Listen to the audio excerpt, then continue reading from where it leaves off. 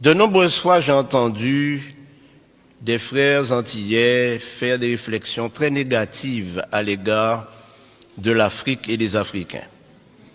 Mon problème est que c'est le résultat d'une coalition internationale dans le cadre du conflit cosmique où les médias du monde entier se sont ligués contre ceux qui ne sont pas décolorés. Car en réalité, vous découvrirez à travers l'étude, malheureusement, le temps m'est compté, de sorte que je vais faire des raccourcis, mais je veux faire 3 déclarations qui vont vous pousser à réfléchir et peut-être à sonder les Écritures davantage. La première, c'est que la Bible a été écrite pour que les Africains sachent que Dieu est leur Dieu. La deuxième chose que je vais dire, c'est que le peuple d'Israël est un peuple noir. Et la troisième chose que je dirai, c'est que nous, Antillais, descendants d'esclaves, il y a probablement parmi nous des descendants des tribus d'Israël. Alors plusieurs fois nous avons dit, mais c'était pour les Juifs. Nous ne sommes pas juifs. Nous ne sommes pas israélites. Je fais la différence entre israélites et israéliens. Et qui sommes-nous? Et volontiers, nous nous décrivons comme des païens ou des païens convertis. Mais attention.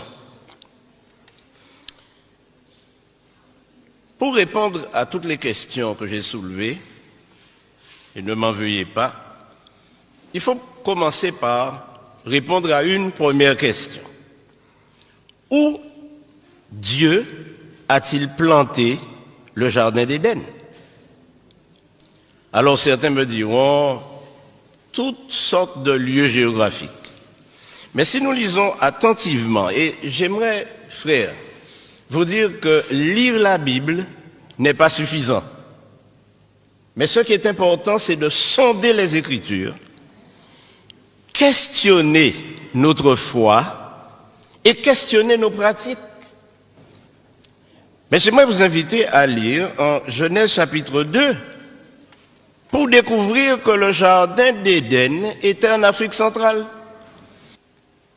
Je pourrais m'arrêter là et vous laisser partir frustré. Et probablement vous posant des questions en vous disant, mais ce pasteur qu'on a invité aujourd'hui, d'où vient-il? Qui est-il? Quel étrange personnage. Mais vous savez, mes amis, je suis né dans l'église adventiste, mais je n'étais pas adventiste quand je suis né. J'ai grandi dans cette église et année après année, j'ai répété ce que dit mon église concernant la parole de Dieu. Mais le Seigneur m'a fait prendre conscience de la nécessité d'étudier la Bible sans préjugés. Et en tant que fils d'esclave, le premier préjugé que nous avons développé tous ou presque, c'est que tout ce qui est bon ne vient pas de chez nous, mais de l'extérieur, oubliant que tout ce que nous avons accumulé comme conception de notre religion vient du Code noir. Et le Code noir stipulait que les Africains ou les hommes de couleur noire n'ont pas d'âme, ne sont pas capables d'adorer et ils ne peuvent pas avoir un Dieu autre que le Dieu de leur colon, de leur maître. Donc, les hommes de couleur noire ne peuvent pas avoir un Dieu autrement que blanc. Et voilà ce que nous avons cultivé. Et jusqu'à présent, nos enfants, nous leur montrons un Christ blanc, nous leur montrons des anges blancs, et quand nous parlons de Dieu, nous pensons même déjà, nous l'avons déjà coloré en blanc.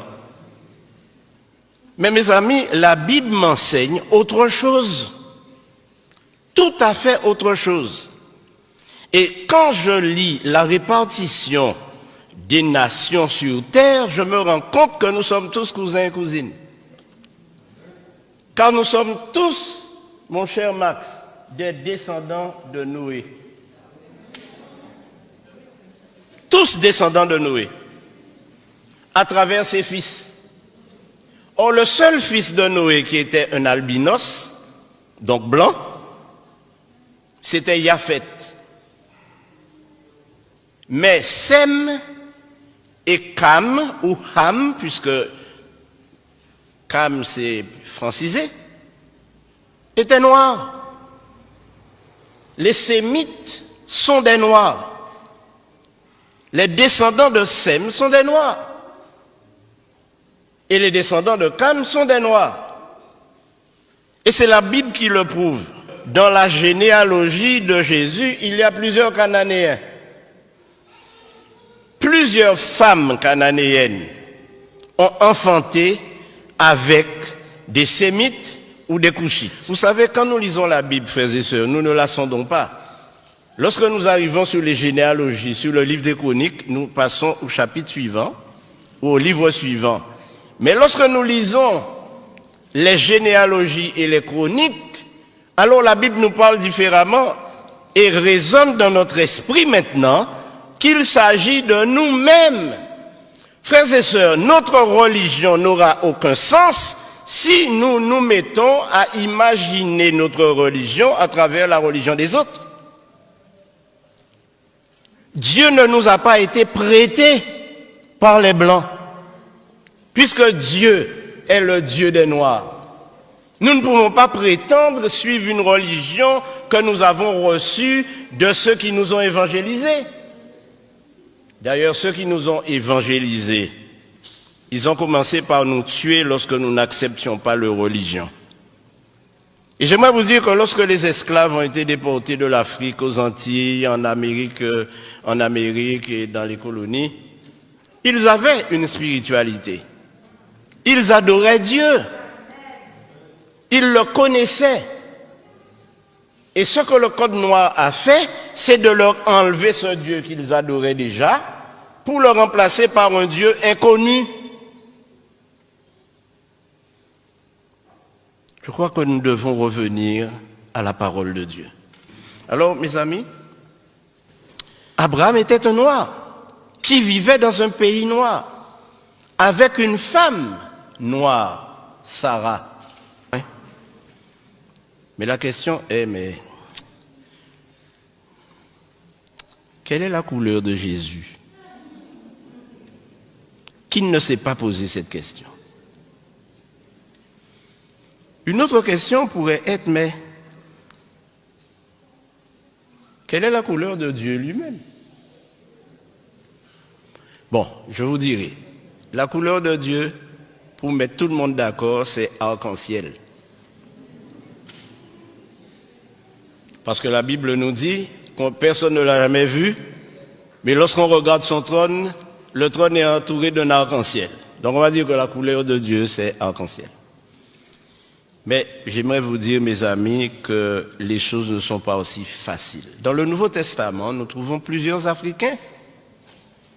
L'eunuque, par exemple, il était de quelle nationalité? Il était éthiopien.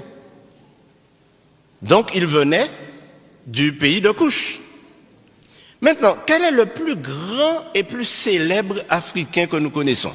Le plus grand et plus célèbre, plus fameux Africain que je connaisse, c'est Moïse, né en Égypte.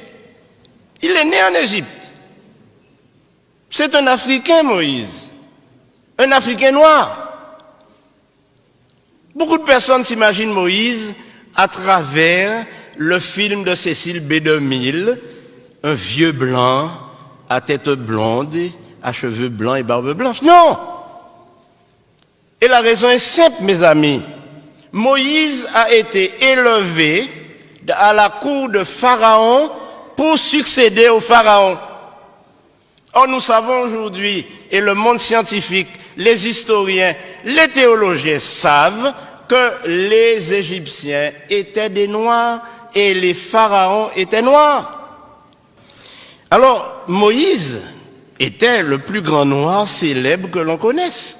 Et ceci a été prouvé par le plus grand savant du XXe siècle africain, qui s'appelle Cheikh Anta Diop et qui a déterminé par ses études et prouvé au monde scientifique que la civilisation égyptienne et noire est la première civilisation du monde. Et aujourd'hui, quand nous parlons, nous disons que l'Afrique est le berceau de l'humanité, n'est-ce pas? Et si le berceau de l'humanité est en Afrique, ça signifie que Dieu a créé Adam et Ève en Afrique. Et quand nous disons que l'Afrique est le berceau de l'humanité, nous oublions malheureusement que l'Afrique a été à l'origine de toutes les sciences, de toutes les connaissances, à l'origine de tout ce que nous avons dans cette civilisation occidentale européenne, mais qui a été détruit lors des conquêtes, et on a cassé les nez de toutes les statues égyptiennes pour qu'on ne voit pas le caractère négroïde. Ainsi donc, mes amis, ne nous laissons pas embarquer, mais puissions-nous cultiver une religion authentique. Mais mes amis, il y a 2 généalogies de Jésus dans la Bible. Une en Matthieu 1er et l'autre en Luc 3. Ces 2 généalogies, je vous invite à les lire, à les comparer, et vous vous rendrez compte qu'elles sont inversées, c'est-à-dire une commence par la fin et l'autre commence par le commencement. Mais pourquoi ces 2 généalogies ont été données? La première, c'est que la généalogie en Matthieu prouve que Marie est bien la mère biologique de Jésus et elle était noire. À la question, mais quelle est la couleur de Jésus? Alors, si je vous dis que je ne sais pas, vous ne me croirez pas, après tout ce que j'ai dit. Mais ce que j'ai découvert en étudiant les généalogies, c'est que toute l'ascendance de Jésus, depuis Abraham, est de lignée noire, sémite et cushite. Alors évidemment, la conclusion est simple.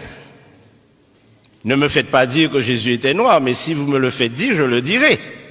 Alors, en Jean 8, 32, le Seigneur Jésus-Christ lui-même nous dit, connaissez ce texte? Vous connaîtrez la vérité et la vérité vous affranchira. Ce dont nous avons besoin aujourd'hui, frères et sœurs, c'est d'être affranchis de tous les concepts, de toutes les idées, de toutes les philosophies que nous entendons dans les sermons, que nous entendons dans les études, que nous entendons des gens afficher et affirmer. La Bible nous dit que le peuple noir n'est pas maudit, que le peuple noir fait l'objet de l'attention de Dieu, parce que Dieu s'est adressé à des Noirs. Donc, ce qu'il faut retenir, c'est que tous ces concepts que nous avons développés et qui font de nous des personnes complètement complexées, lorsque nous sommes dans un milieu où nous ne retrouvons pas les couleurs auxquelles nous sommes habitués, nous sommes complexés, nous avons l'impression d'être inférieurs. Nous ne sommes pas inférieurs devant Dieu. Au contraire, nous sommes des enfants d'Israël. Il y a de cela 2 ans, j'étais au Ghana. J'étais à Kumasi, au Ghana. Et là, j'ai rencontré de nombreuses personnes qui m'ont dit « Nous sommes des descendants de Siméon ». Et ceci a éveillé mon attention. Mais savez-vous ce qui s'est passé? Lorsque les Romains sont entrés à Jérusalem et qu'ils ont commencé à persécuter les enfants d'Israël, qui étaient des Noirs, ils se sont enfuis en Afrique de l'Ouest. Et c'est pourquoi aujourd'hui, pratiquement toute l'Afrique de l'Ouest est peuplée de descendants d'Israélites. Cherchez et vous trouverez à Man, en Côte d'Ivoire, des descendants de la tribu de Dan. Et si vous allez jusqu'en Afrique du Sud, vous trouverez les Lemba qui eux aussi sont des Israélites, qui pratiquent tous les rites juifs sans avoir été évangélisés par aucune nation. Alors mes frères, Simon de Cyrène, c'était un noir. Mais je terminerai par ce qui va vous renverser sur votre siège. L'apôtre Paul était un noir. Et je vous donne la référence, lisez-la à la maison. Acte 21, versets 37 et 38. Quand l'apôtre Paul s'est présenté, on lui a posé la question, mais n'es-tu pas cet Égyptien qui soulève des foules? S'il était pris pour un Égyptien, Paul n'était rien d'autre qu'un nègre marron, comme moi-même.